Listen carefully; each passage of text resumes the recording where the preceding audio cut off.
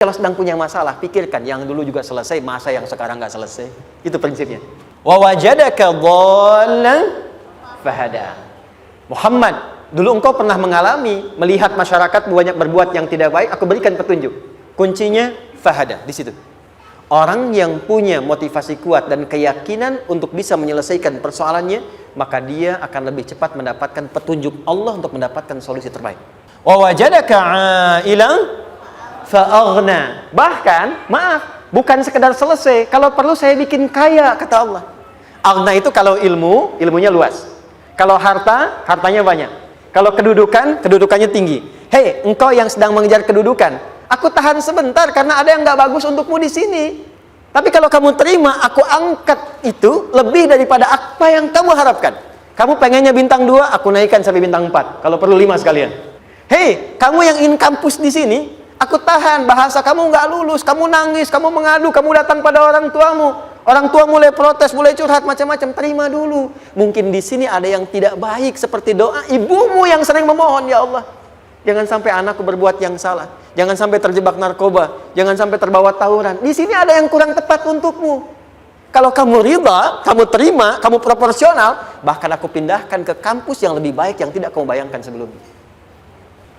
Di orang-orang yang selalu menerima apa yang Allah ujikan dan ridha dengan itu, maka Allah akan angkat derajatnya bahkan melebihi ekspektasi dirinya. Kalau sudah seperti itu, maka lihat ujung ayatnya. Lihat ujung ayatnya. Fa ammal yatima fala taqhar. Hei, maka jangan pelit berbagi kepada orang lain. Share. Kalau sudah sukses, share. Berbagi, bukan hanya materi, bagi ilmunya, ya, bagi kebahagiaannya.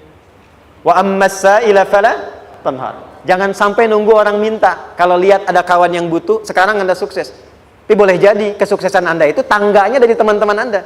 Kalau sudah teraih ke atas, lihat lagi anak tangganya ke bawah. Ajak teman, jangan ditunggu minta.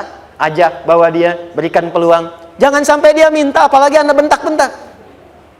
Aku kan yang dulu bantu kamu. Jangan sampai keluar kata-kata itu. Kamu bisa naik di atas karena aku kan yang dulu bantu kamu. Kamu bisa jadi pemeran utama karena aku yang rekomendasikan. Karena aku yang dorong kamu, misal. Jangan sampai keluar kata-kata itu. Apalagi langsung keluar, tidak. Ini karena ilmuku saja misalnya.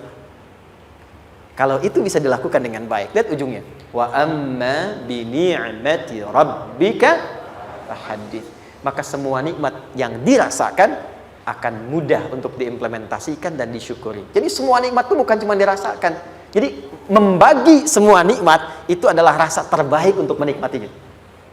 Maaf ya, Anda kalau punya makanan, dimakan sendiri. Dengan dibagi sama-sama, kira-kira rasa nyamannya yang pertama atau yang kedua?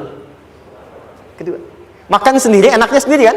Tapi ketika ada teman berbagi dan tahu, oh enak ya, nyaman ya, ada kebahagiaan, ada ngobrol, ada tertawa, ada kebersamaan, itulah inti nikmat yang sesungguhnya. Wa amma bi ni'mati rabbika. Ternyata masalah yang diberikan bukan ingin memberikan beban, tapi ujungnya, endingnya supaya Anda bisa mendapatkan nikmat berkualitas yang bisa dibagi. Lihat surat Ad-Duha itu jangan cuma lihat awalnya, lihat ujungnya. Ternyata ketika seseorang mendapat masalah seberat apapun, itu bukan ingin membebani, tapi ingin meningkatkan kualitas hidupnya supaya mendapatkan nikmat yang lebih besar dan merasakan nikmatnya itu dengan berbagi. Maka tidak ada alasan untuk mengeluhkan persoalan. Jadi melihat masalah itu bukan sebagai beban, pada akhirnya melihatnya sebagai tangga untuk mencapai kebahagiaan. Ingat ya, jadi kalau anak pulang bawa masalah, dilihatnya jangan beban. Oh, Allah ingin menaikkan kualitas pada anak saya, yang dengan itu menjadikan ia mendapatkan nikmat yang belum pernah didapati. Kalau rumah tangga sedang ada masalah, jangan banyak diperseterukan, tapi direnungkan sejenak. Oh, Allah ingin meningkatkan kualitas rumah tangga ini sehingga kita bisa mendapatkan nikmat yang tidak pernah didapati sebelumnya. Makanya nikmat berumah tangga itu yang terbesar selalu bertambah ketika menyelesaikan masalah. Silahkan cek. Kalau sedang ada masalah berseteru kan, tapi setelah selesai kan jadi lebih nikmat ya. Ya, lebih senang lagi, lebih cair lagi, lebih bahagia lagi, lebih mendukung lagi. Ternyata ada nilai-nilai kebaikan yang tersimpan yang belum disadari sepenuhnya. Pertanyaannya, kadang-kadang mudah diucapkan, tapi tidak mudah mempraktekkan. Bagaimana itu semua bisa ditempuh dengan baik, sehingga ketika mengalaminya, kita bisa tenang menghadapinya. Maka turunlah surah Al-Insyirah. Meluaskan sesuatu sehingga terlihat lapang, sehingga memudahkan setiap hal masuk ke dalamnya. Itu insyirah namanya. Surah ini diberi nama dengan surah Al-Insyirah, yang berarti sesuatu yang lapang, yang tenang, yang nyaman. Yang diharapkan dengan keadaan hati yang lapang, nyaman, tenang itu, segala persoalan yang dihadapi dalam kehidupan akan mudah diterima dan tidak berdampak besar dalam menyikapinya. Maka bagaimana kemudian Allah memberikan turunan-turunan petunjuk supaya apa yang diharapkan ini bisa tercapai. Ada seorang anak muda, kisah ini sangat viral, hampir setiap kita bisa mendapatinya. Datang kepada seorang kakek tua di sisi danau yang jernih sekali airnya. Dia berkeluh kesah tentang persoalannya. Dia katakan, saya punya masalah begini. Berat sekali terasanya. Kakek itu kemudian permisi, dia hanya membawa 2 genggam garam. Kemudian beliau bawa 1 gelas, ilustrasinya seperti ini. Dimasukkanlah kemudian garam itu ke gelas itu. Lalu diambil 1 gelas air yang jernih tadi, dengan garam segenggam. Kata beliau, minum. Pemuda itu mengatakan, wah, asin, minum aja dulu. Lalu ketika diminum, langsung ditumpahkan. Dia muntahkan, asin katanya. Lalu setelah itu, kakek yang tadi melepaskan segenggam sisanya, dilempar ke danau tadi, yang luas. Lalu diambil lagi dengan gelas yang sama. Sekarang minum. Bagaimana rasanya?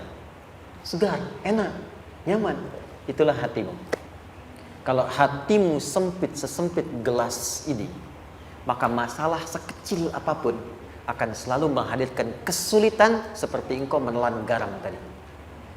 Tapi kalau hatimu luas, sebesar apapun masalah, tidak akan pernah berdampak pada dirimu kecuali engkau mampu menyusun rencana untuk mengatasinya. Kelapangan hati yang membuat diri kita mampu menerima persoalan apapun, itu yang disebut dengan insyirah. Ini ditafsir langsung turun Al-Insyirah. Yang pertama, alam nashrah laka sadrak wa wada'na anka wizrak alladhi anqadha dhahrak. Tahan sampai sini dulu, 3 ayat. Saya mulai dari ayat kedua dan ketiga. Perhatikan baik-baik. Wa wada'na anka wizrak alladhi anqadha dhahrak. Artinya apa? Artinya satu beban yang diletakkan di pundak yang berpengaruh kepada semua bagian tubuh. Kita pernah melakukan atau melihat yang angkat beban ya? Beban kan semakin berat diangkat, semakin terasa ke bagian-bagian tubuh ya, ke semuanya. Nah, itu namanya wizrak alladzi anqadha dhahrak. Beban yang dipikul yang berat sekali sampai semua merasa.